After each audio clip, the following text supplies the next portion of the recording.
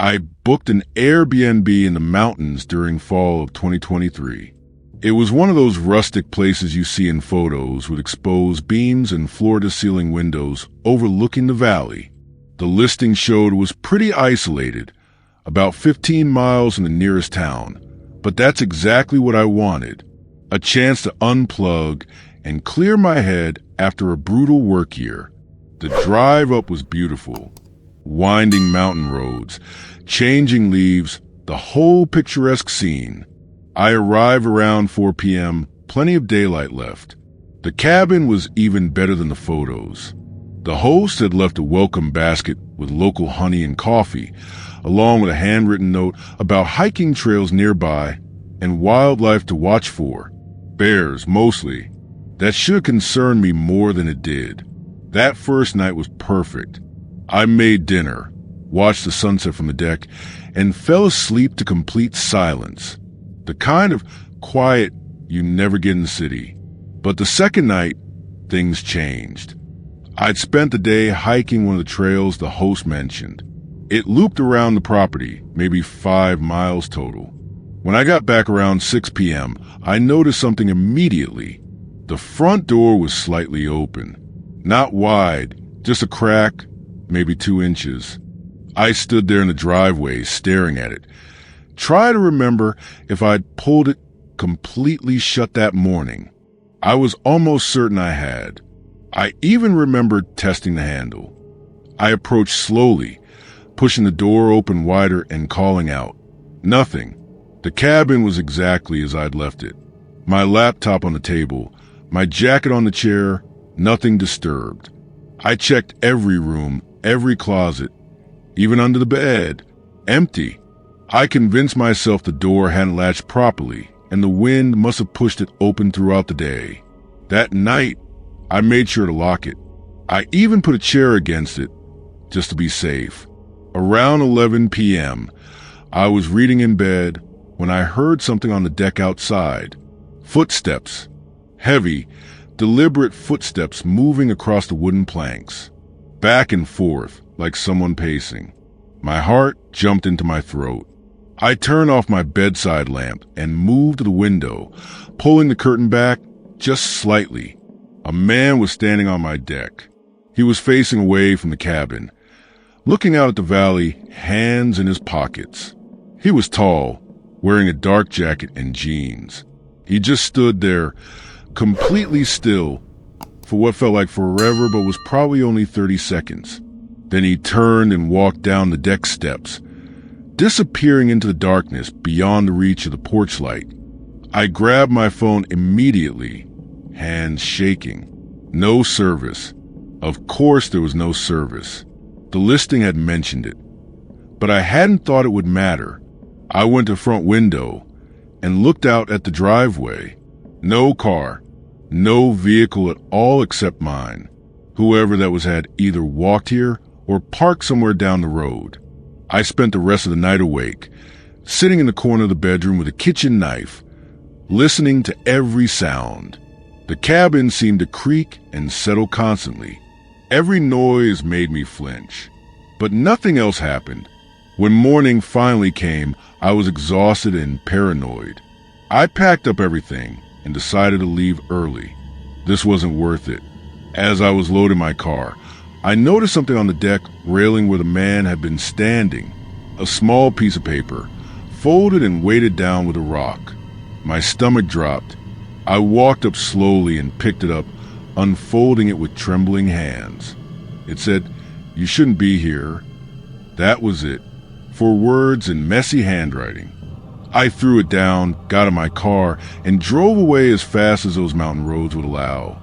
I tried calling the host once I got service, but it went straight to voicemail. I left a message explaining what happened, but never heard back. When I checked the listing later, it had been removed from Airbnb entirely. Gone, like it never existed. I still think about who that man was and what he meant by that note. Was he warning me? Threatening me? Was he the host? Someone squatting on the property? To this day, I have no answers, and I'm not sure I want them. Last year, I had to travel to Portland for a work conference. The company was putting people up in hotels, but they were all downtown and I'm not really a city person. I found an Airbnb listing for a converted warehouse loft on the outskirts. The photos showed this industrial chic space with concrete floors, exposed pipes, and huge windows. It looked like something from an architecture magazine. The price was reasonable too, which should have been my first clue. I arrived late on a Sunday night, around 10 p.m. The building was in an industrial area, surrounded by other warehouses and manufacturing plants, most of which looked abandoned. The street was poorly lit and completely empty. Not a person or car in sight. The entrance was through a heavy metal door with a keypad. I punched in the code the host had sent and stepped inside. The space was exactly like the photos. High ceilings, modern furniture, everything clean and well-maintained. But it felt cold, not temperature-wise, just atmospherically. Something about it made me uncomfortable, though I couldn't pinpoint what. I unpacked, took a shower, and went to bed in the lofted bedroom area that overlooked the main living space. Around 2 a.m., I woke up to a sound, a rhythmic thumping, like something heavy being dragged across the floor. It was coming from below me, in the main area of the loft. I sat up, my heart racing, and listened. The sound continued. Thump, pause, thump, pause, thump. I grabbed my phone and turned on the flashlight, shining it down from the loft. The light didn't reach far enough to see the entire space below, just created shadows that seemed to move and shift. The thumping stopped. I waited, barely breathing. Then I heard footsteps. Slow, measured footsteps moving across the concrete floor. "Hello?" I called out, my voice cracking. "Is someone there?" The footsteps stopped. Silence. Then, from somewhere in the darkness below, I heard breathing. Not labored or aggressive, just steady, calm breathing. Someone was definitely down there, standing in my rental, breathing in the dark. I've never been more terrified in my life. I wanted to scream, to run, but I was trapped up in the loft. The only way down was a set of metal stairs that would take me right into the main space where whoever this was stood waiting. I called 911, whispering frantically into the phone. The dispatcher said officers were on their way, but it would be at least 10 minutes. She told me to stay where I was and keep talking to her. Those 10 minutes felt like hours. I sat there in the loft, phone pressed to my ear, listening to that person move around below. They didn't try to come up the stairs. They just walked around, opening cabinets, moving furniture. At one point, I heard the refrigerator door open and close. They were making themselves at home. When the police finally arrived, pounding on the metal entrance door and announcing themselves, I heard rapid footsteps below and then a door slam. By the time they got inside and searched the place, whoever had been there was gone. There was a back exit I hadn't even known about, hidden behind some shelving in the kitchen area. It led to a service corridor that connected to the other warehouses. The officers were kind but not particularly helpful. They said the area had issues with squatters and people breaking into vacant buildings. They suggested I go to a hotel. I didn't need to be told twice. I grabbed my stuff and left within minutes. What disturbed me most wasn't just that someone had been in there with me. It was how calm they were. They weren't in a hurry. They weren't trying to steal anything or hurt me. They were just there, existing in that space like they belonged there as much as I did. Maybe more. I later found out from other reviews that multiple guests had reported similar incidents at that property, but the reviews kept getting removed. The listing is still active. I reported it to Airbnb, but I never heard anything back. I hope no one else has to experience what I did, but I'm not confident that's the case. In the summer of 2024, I took a solo road trip down the California coast. I'd been planning it for years and finally had the time and money to make it happen. Most nights I stayed in cheap motels, but for one special night in Big Sur, I splurged on a highly rated Airbnb. It was a small guest house on a property with a main residence, tucked back in the redwoods with an ocean view. The listing had hundreds of 5-star reviews and photos that looked incredible. I arrived in the afternoon and met the host, Linda, a woman in her 60s who seemed warm and welcoming.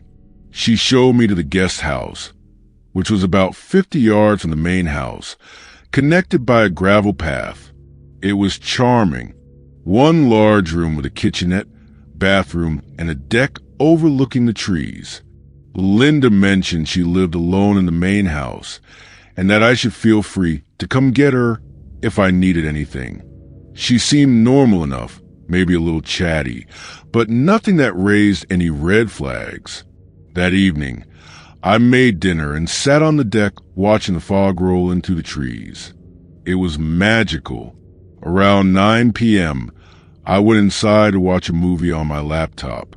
The guest house had a large window facing the main house, with sheer curtains that let in light, but provided some privacy. As I was settling in, I glanced out that window and saw something that made me pause. Linda was standing on her back porch, maybe 30 yards away, looking directly at my guest house, just standing there, motionless, staring in my direction. I told myself she was probably just looking at the trees or the view, not specifically at me, but something about her posture, the way she stood so still, made me uneasy. I got up and closed the curtains fully. An hour later, I needed to use the bathroom. The bathroom window was smaller, higher up, with frosted glass.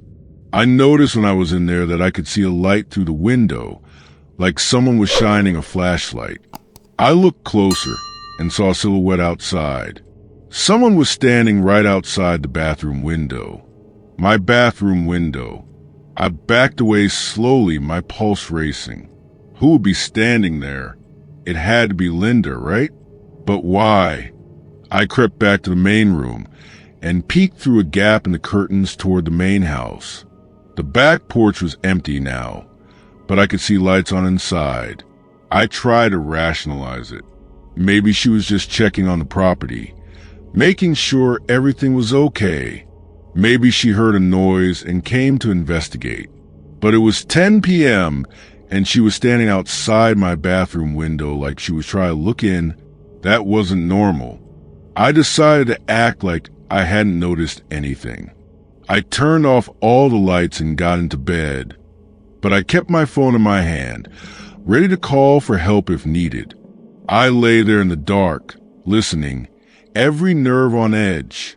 About 20 minutes passed, and then I heard it, the sound of the doorknob slowly turning.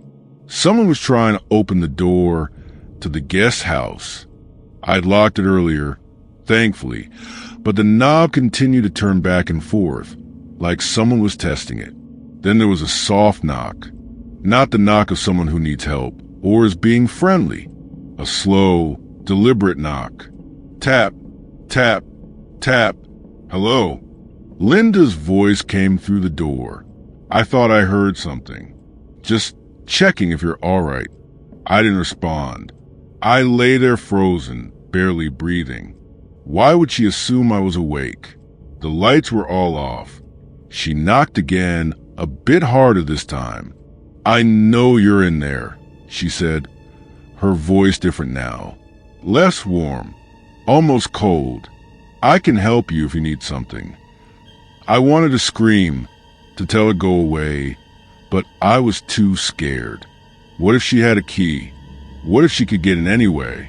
I just stayed silent, praying she would leave. After what felt like an eternity, I heard her footsteps on the gravel, walking away. I waited another 30 minutes before I dared to move. At 6 a.m., as soon as the sun came up, I packed up silently and left. I didn't say goodbye to Linda. I didn't leave a review. I just got in my car and drove away. When I checked the listing later, it was still there with all those glowing reviews. I wondered how many other guests had experienced something similar, but were too afraid to say anything or thought they were overreacting. I've stayed in dozens of Airbnbs since, but I'm much more careful now. I look for properties where the host doesn't live on site. I trust my gut when something feels off, and I always make sure my doors are locked. The experience taught me that sometimes the most disturbing things aren't supernatural or mysterious. Sometimes they're just people acting in ways you can't explain, for reasons you don't want to understand.